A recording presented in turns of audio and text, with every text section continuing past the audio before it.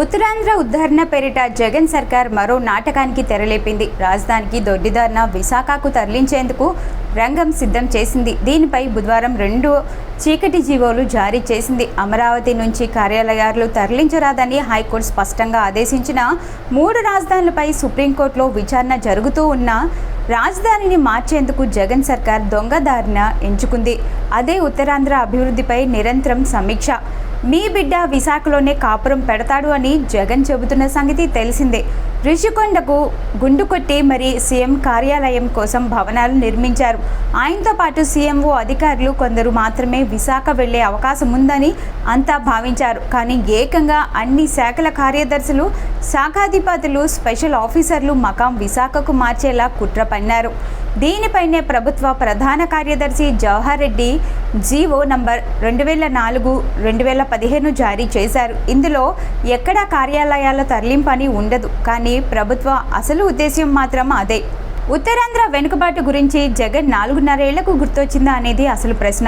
ఇంతకాలం ఆయన ఉత్తరాంధ్ర అభివృద్ధి కోసం చేసింది శూన్యం. విశాఖకు రాజధానిని తరలిస్తున్నామన్న ప్రకటన తప్ప ఆ ప్రాంత ప్రజల సామాజిక ఆర్థిక అభివృద్ధి కోసం కొత్తగా ఏమీ చేయలేదు. కొత్త ప్రాజెక్టులు చేపట్టలేదు. కొత్త పరిశ్రమలు ఏర్పాటు చేయలేదు. ఉపాధి అవకాశాలు కల్పించలేదు. రోడ్డు రవాణా వ్యవస్థ, విద్యా సంస్థల ఏర్పాటు గురించి ఆలోచన చేయలేదు. పైగా ఉన్న పరిశ్రమలను, ఐటీ సంస్థలను విశాఖ నుంచి వెళ్ళగొట్టారు. ఇప్పుడు అమరావతిని పూర్తి స్థాయిలో అటకెక్కించేందుకే ఉత్తరాంధ్రను అడ్డగోలుగా వాడుకోవడం గమనార్హం.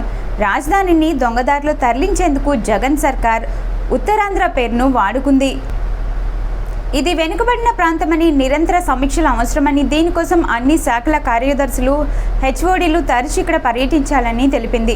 వీళ్లంతా విశాఖ చుట్టుపక్కలే తాత్కాలిక వసతి సౌకర్యాలు వెతుక్కోవాలని ఆదేశించింది.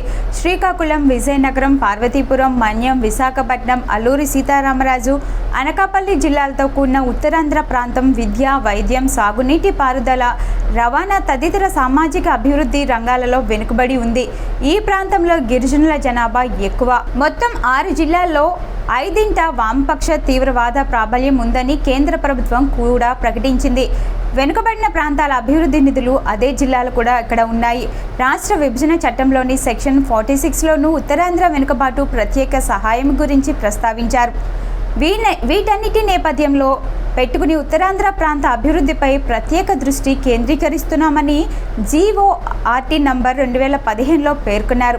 ఉత్తరాంధ్రపై ప్రత్యేక దృష్టి కేంద్రీకరించాల్సిన నేపథ్యంలో అన్ని శాఖల కార్యదర్శులు, శాఖాధిపతులు, స్పెషల్ ఆఫీసర్లు తరచూ ఆ ప్రాంతంలో పర్యటించాల్సి ఉంటుందని ప్రభుత్వం తెలిపింది. ఉత్తరాంధ్ర జిల్లాలో ఎప్పటికప్పుడు సమీక్షలు నిర్వహించాలి. సంక్షేమ అభివృద్ధి కార్యక్రమాల ప్రగతిని పర్యవేక్షించాలి. ముఖ్యమంత్రి ఇచ్చిన హామీలు అమలుకు పరిశీలించాలి. జిల్లా అధికారులతో కలిసి క్షేత్రస్థాయిలో పర్యటించాలి. రాత్రి నిద్రలు చేయాలి. స్థానిక సమస్యలు గుర్తించి పరిష్కార మార్గాలు సూచించాలి అని ప్రభుత్వం స్పష్టం చేసింది.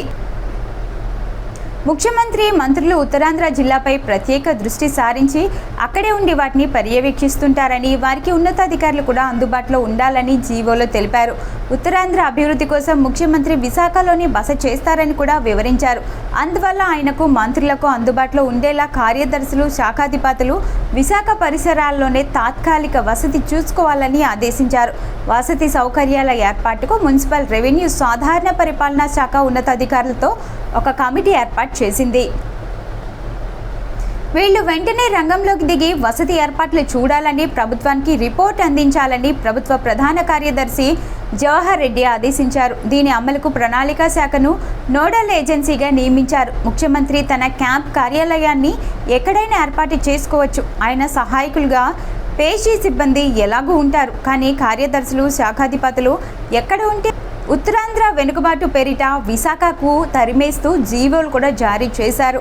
ఉత్తరాంధ్ర అభివృద్ధిపై సమీక్షకు కార్యదర్శులు, హెచ్ఓడీలు విశాఖలో అందుబాటులో ఉండాలని చెబుతున్నప్పటికీ పరోక్షంగా ఇది రాజధానిని తరలించడమే అని అధికార వర్గాలు చెబుతున్నాయి. హెచ్ఓడీలు, కార్యదర్శులు ఒక్కరే విశాఖలో ఉండి పని చేయలేరు. సిబ్బంది అవసరమూ ఉంటుంది. కార్యదర్శులు, హెచ్ఓడీలతో పాటు పరిమిత సంఖ్యలో సిబ్బంది కూడా విశాఖకు వెళ్లాల్సిందే. అక్కడ క్యాంప్ కార్యాలయాలను ఏర్పాటు చేసుకోవాల్సిందే. వెరసి పాక్షికంగా కార్యాలయాలను అమరావతి నుంచి తరలించినట్టే. అది హైకోర్టు ఉత్తర్వుల స్ఫూర్తికి పూర్తి విరుద్ధం. కేవలం అమరావతిని అటకెక్కించడం కోసం రాజధానిని విశాఖకు తరలించాలనే పంతం నెగ్గించుకునేందుకోసం తన సొంత ప్రాంతమైన రాయలసీమకు జగన్ సున్నం పెడుతున్నారనే విమర్శలు వినిపిస్తున్నాయి. ఉత్తరాంధ్రలోని కొన్ని ప్రాంతాలు సామాజిక ఆర్థిక రంగాల్లో వెనుకబడి ఉండటం వాస్తవమే. తరలింపు జీవోలో రాష్ట్ర ప్రభుత్వం ప్రస్తావించిన విభజన చట్టంలోని సెక్షన్లో ఉత్తరాంధ్ర మాత్రమే కాదు, రాయలసీమ కూడా ఉంది. ఈ రెండు ప్రాంతాలు వెనుకబడి ఉన్నాయంటూ ప్రత్యేక ప్యాకేజీ ప్రకటించాలని చట్టంలో ఉంది. ఉత్తరాంధ్ర, రాయలసీమ జిల్లాల్లోని 7 జిల్లాలను వెనుకబడినవిగా గుర్తించి నిధులు ఇవ్వాలని ఉంది. కానీ ఇవేమీ పట్టించుకోకుండా జగన్ సర్కారు హుటాహుట్టిన వైజాగ్కి వెళ్ళిపోవాలనుకోవడం మాత్రం సుప్రీంకోర్టు నిర్ణయాల్ని ధిక్కరించడమని అంటున్నారు. అసలు సుప్రీంకోర్టు కానీ హైకోర్టు కానీ విశాఖకి రాజధాని మార్చడంలో ఇంకా ఎలాంటి అంగీకారం తెలపకపోయినప్పటికీ ఇలా చేయడం అనేది చాలా ఘోరమైన తప్పిదమని విశ్లేషణలు వినబడుతున్నాయి.